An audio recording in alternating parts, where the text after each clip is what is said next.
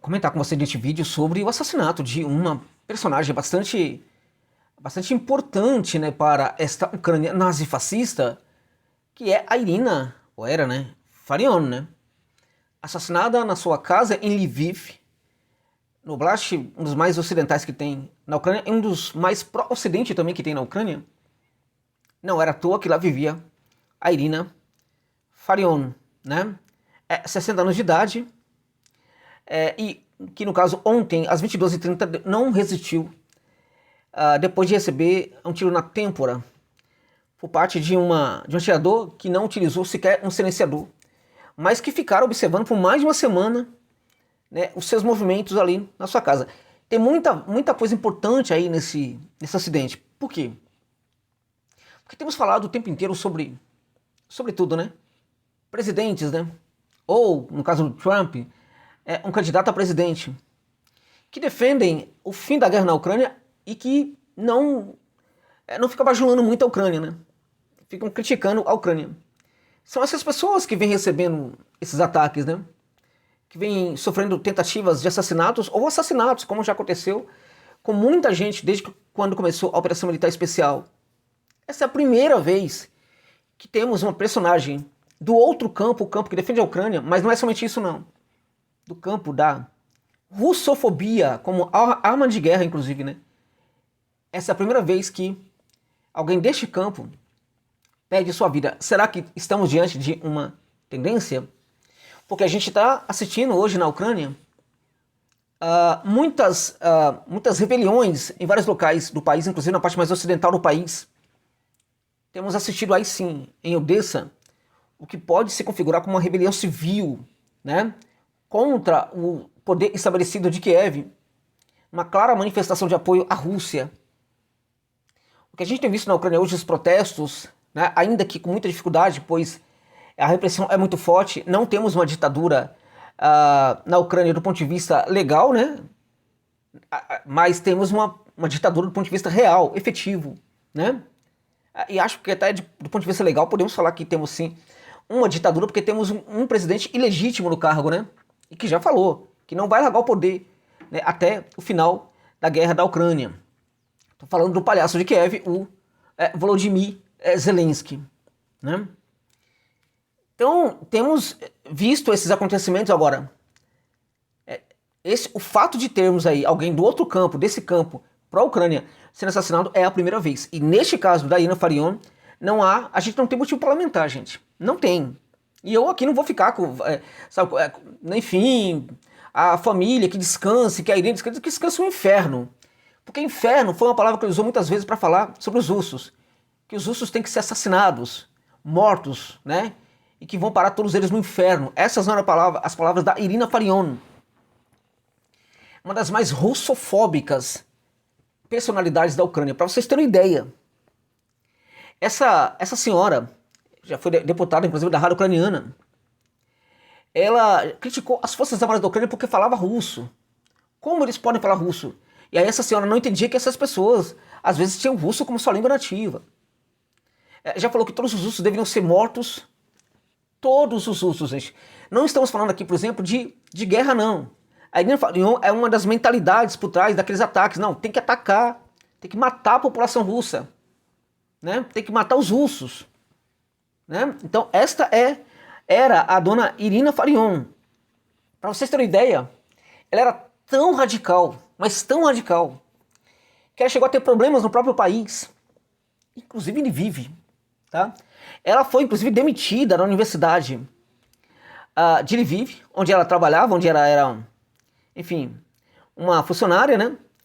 E lá em Lviv depois entrou com um processo tal, um processo redundou da sua volta à universidade, mas, sabe, todo mundo virava a cara para dona Irina Farion, que na prática não conseguiu voltar ao trabalho, na prática mesmo, não conseguiu voltar ao trabalho. Ela pediu a proibição total de tudo que é russo na Ucrânia, né?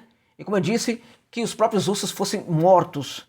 Não somente os russos lá na Rússia, mas os russos da Ucrânia também deveriam ser mortos, falava a dona Irina Farion. Ela ficou fortemente conhecida depois de 2014, né? Era também uma das mentes por trás da configuração dessa russofobia aí do Euromaidan, né? Na Ucrânia, como eu disse, o descontentamento foi muito forte em relação a ela. Isso a levou a ter problemas e ela, inclusive, ser demitida da Universidade Nacional Politécnica de Lviv. Contudo, os seus colegas sempre manifestaram, assim, Contudo não, né? Os seus colegas sempre manifestaram um repúdio, né? Muito forte a Irina Farion, e inclusive colegas dela da universidade, que eram pró-ucranianos, né? Que eram contra os russos, manifestaram a contrariedade em relação às declarações dessa senhora, né? Segundo ela, volto a dizer, os russos devem ser mortos. E ela falou algo também sobre as crianças russas, né? Que era melhor matar enquanto era criança, para não dar mais trabalho depois para ser eliminados. Ou seja, estão falando de uma nazi mesmo, né? Da pior espécie. Portanto, não temos que lamentar a perda dessa senhora. Levou um tiro na têmpora, né? Ficou ali desacordada durante muito tempo, os médicos lutando pela sua vida, mas dessa vez, né, o mal não prevaleceu, né? E ela foi para o inferno, que era o lugar para onde ela queria que os russos fossem, né?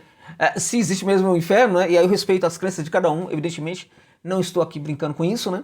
Mas aqueles que acreditam que de fato existe, então para aqueles que acreditam, a gente deve falar, né? Que a Irina Farion não descanse, né? Que seja perturbada até a eternidade lá no inferno, que era o lugar para onde ela queria que fosse os russos, né? Todos os russos da Ucrânia e também da Rússia. Essa senhora, ela era tão antipática, tão desagradável, né? Que é impressionante como uma pessoa dessa demorou tanto para ser eliminada, tá? Porque essa pessoa, ela criticava os ucranianos, inclusive, os ucranianos que vestissem vermelho, para vocês terem ideia. É isso.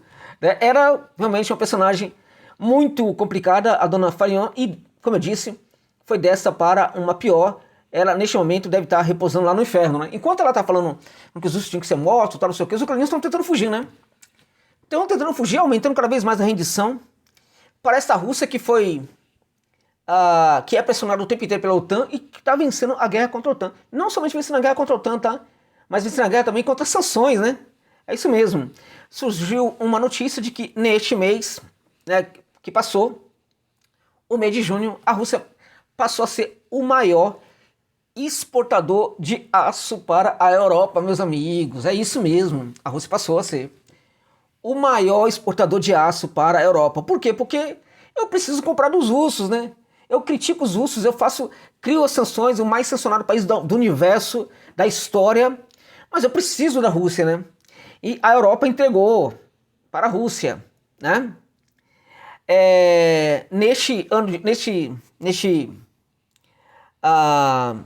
No valor total aí neste mês, né? Segundo fala de 300, na verdade, no ano, né? 373 bilhões de euros. 373 bilhões de euros foi o que a Europa pagou para a Rússia no último ano, né? Contando um período de 12 meses, no caso, né? Junho passado a junho deste ano atual, né? Inacreditável, né? É impressionante porque eles estão perdendo a guerra para a Rússia até mesmo no campo econômico. A Rússia, que hoje já é uma grande potência europeia, né? A maior economia europeia por paridade de poder de compras. Bem, o segundo colocado aí no envio de aço para a Europa foi a Coreia do Sul, tá?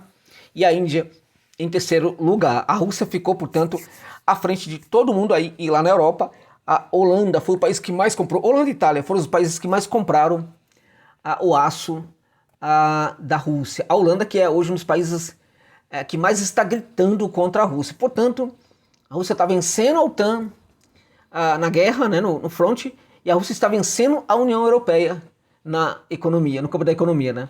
Só notícias boas nesse caso aí, né? Ô Josa, mas a morte de uma senhora de 60 anos, tal, que levou um tiro, é notícia boa? É notícia boa. Porque essa gente que pede, né, a extinção dos povos, né? Essa gente que fala que crianças têm que ser assassinadas, essas pessoas não merecem a nossa clemência, não merecem a nossa solidariedade e que vão parar no lugar que elas querem que os outros vão, né? No inferno. Que não descansa em paz a dona Irina Farion lá no inferno, que é o lugar para onde ela merece ir, meus amigos e minhas amigas. É isso, é isso.